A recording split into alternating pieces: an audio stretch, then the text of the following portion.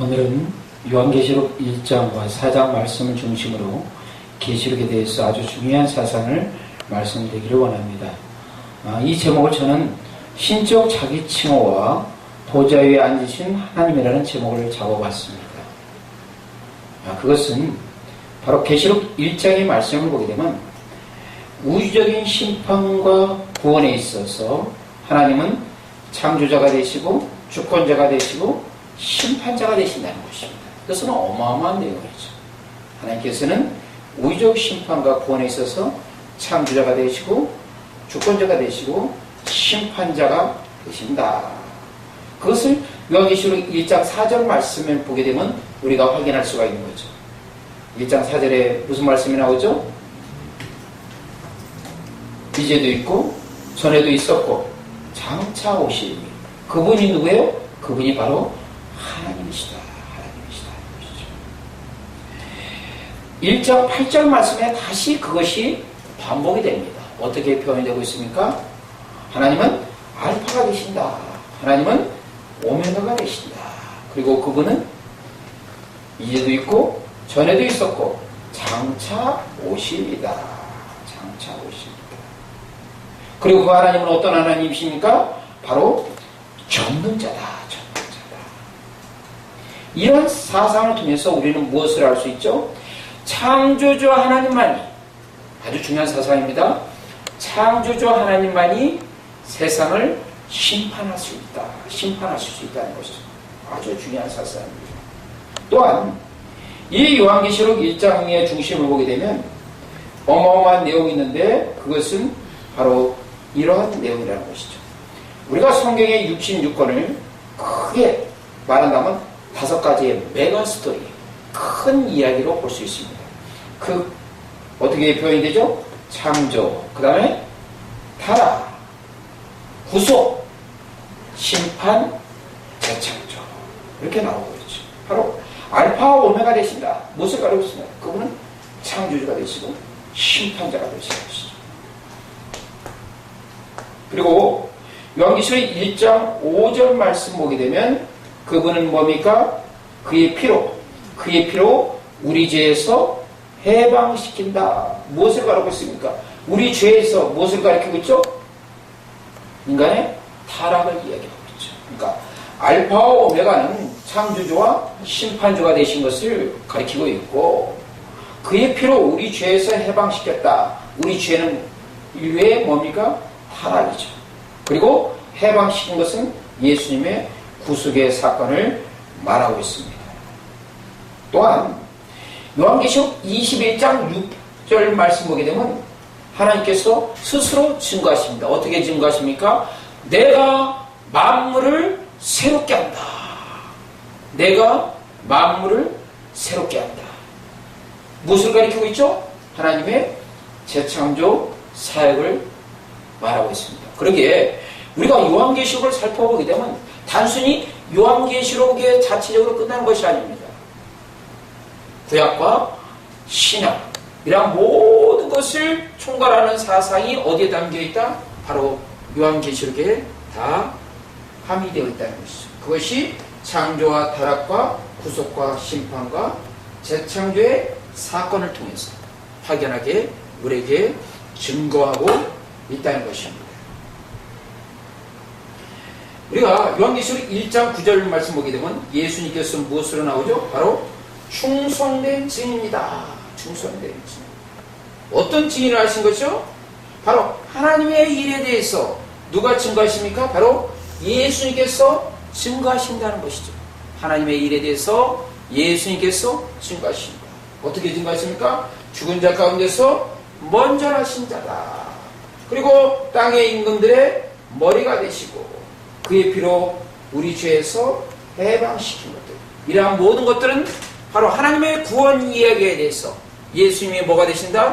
바로 증인이 되신다는 것입니다. 바로 충성된 증인, 구속자로서 예수님의 사역을 가리키고 있습니다. 또한 우리가 요한계시록 오게 되면 이 증인 사상이 매우 중요한 역할을 하고 있습니다. 바로 요한계시록 1장 9절 말씀 보게 되면 증인된 사도 요한이 나타나고 있습니다. 사도 요한은 어떻게 표현하고 있죠? 나는 너희와 같은 형제다. 무엇을 가리고 있죠? 바로 그 당시 1세기 성도들은 황제 숭배에 대해서 핍박과 환난을 당하고 있습니다. 너희 형제라는 의미는 어떤 의미를 함축하고 있습니까? 바로 사도 요한도 1세기의 성도와 함께 어디에 속했다? 고난 공동체에 속했다. 고난 공동체에 속했다는 의미를 갖고 있습니다. 그것뿐만 아닙니다. 환난과 나라와 참음에 뭐한 자라?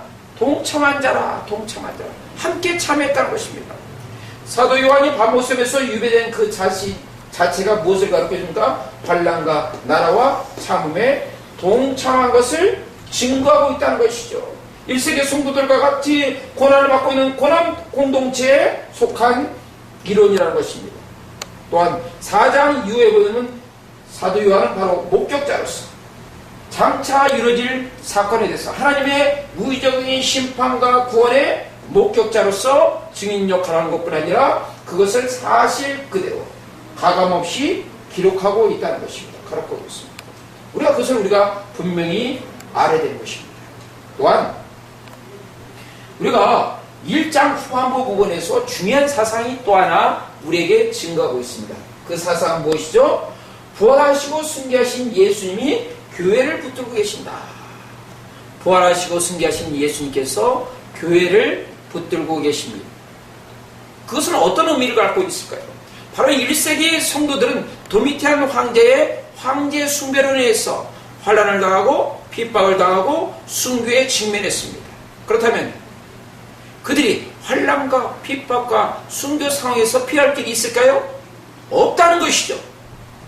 그렇다면 1세기 성도들이 하나님 앞에 어떻게 기도를 했을까요? 하나님 과연 어디 계십니까? 라고 기도하지 않았겠어요? 그때 예수님께서는 부활하고 오시고 승계한 모습으로 1세기 성도들한테 분명히 증거하고 있습니다. 나의 능력의 오른손으로 교회를 붙들고 있다. 나의 능력의 오른손으로 교회를 붙들고 있다. 너희가 세상에서 환난을 당하나 담대하라. 보라, 내가 세상을 이겼노라. 이것이 1세기 성도들에게 어떤 의미로 다가올까요? 그렇다. 나에게 있어서 1세기 성도에게 있어서 환난과 핍박과 순교의 상황을 피할 수는 없다. 그러나 죽음이 끝입니까? 아니라는 것이죠. 바로 예수님은 부활하셨다는 것이죠. 예수님은 하늘에 올라갔었다는 것이죠. 영광의 모습으로 갖고 계셨다는 것입니다. 이것이 1세기 성도들은 얼마나 위로와 소망이 된 것일까요? 바로 성도들에게 있어서는 죽음이 끝이다 아니다? 아니다. 죽음 위에 뭐가 있습니까? 부활이 있다는 것입니다. 부활이 있다는 것입니다. 그 소망을 주는 거예요. 그래서 우리가 요한계시록 책은 뭡니까? 성도들에게 위로와 소망을 주는 책이다. 위로와 소망을 주는 책이라는 것입니다. 요한계시록 1장 16절 말씀하게 되면 예수님의 능력의 오른손들이 7뼈를 붙들고 있다.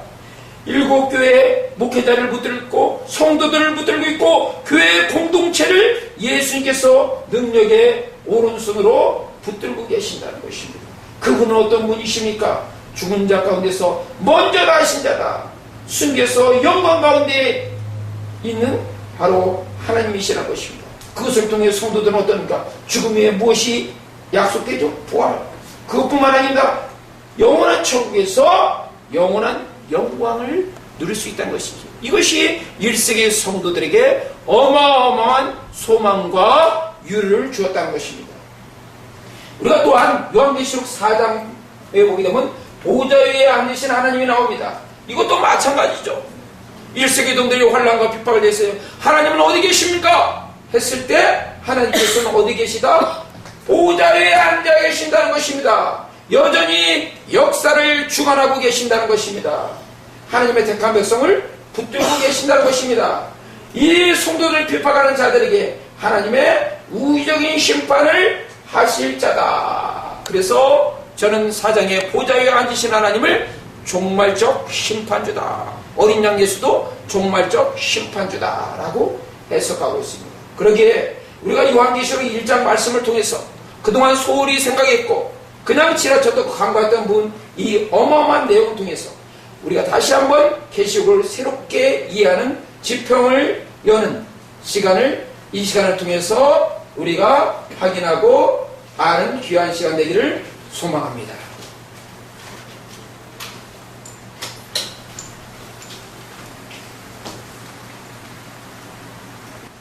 계시록 여는 황금 열쇠 책을 소개해드립니다. 저는 17년간 신학 공부를 했고 백석대학교에서 박사학위를 받은 서만선 목사입니다. 수지에 있는 예수 강림교회에서 목회를 하고 있습니다. 이 계시록은 제가 2년 전에 새벽기도 때 요한계시록 말씀을 전하는 가운데서 하나님께서 깨닫게 해주셔서 하루에 10시간씩 1년 동안 책을 써서 작년 10월 15일 이 책을 처음으로 발간했습니다. 출판사는 해동 출판사고요. 아직 그 시중에는 유통이 안 됐기 때문에 저한테 전화해 주시면 이 책을 보내드리겠습니다.